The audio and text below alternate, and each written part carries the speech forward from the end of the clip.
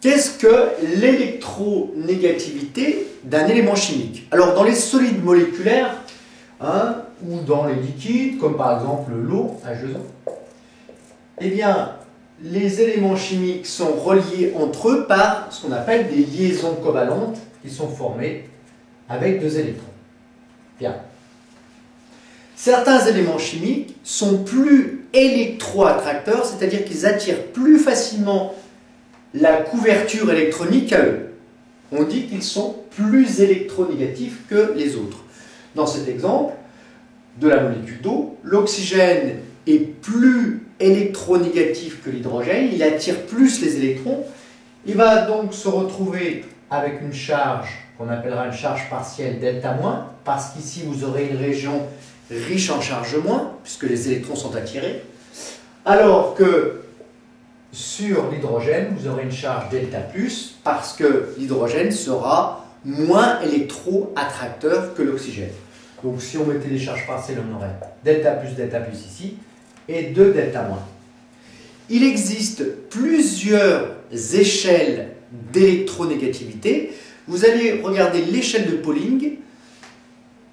Vous regarderez le tableau périodique des éléments pour cette échelle de Pauling et vous observerez comment varie l'électronégativité des éléments chimiques en fonction de leur position dans le tableau. À vous de jouer.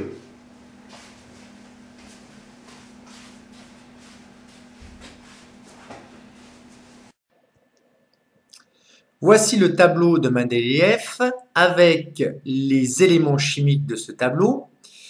Et sous ces éléments chimiques, la valeur de l'électronégativité suivant l'échelle de Pauling. Observez comment varie cette électronégativité quand on change de ligne ou quand on change de colonne.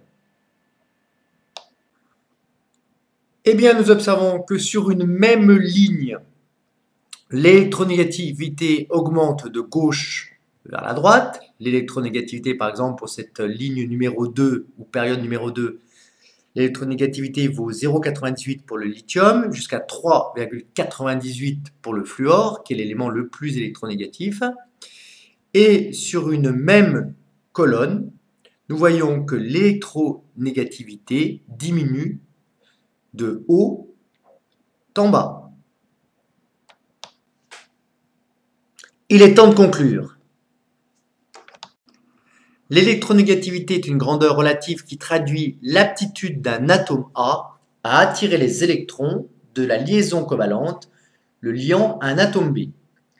L'électronégativité d'un élément chimique dans la classification périodique varie de la manière suivante. Donc sur une ligne de gauche à droite, l'électronégativité augmente. Sur une colonne, l'électronégativité diminue de haut en bas.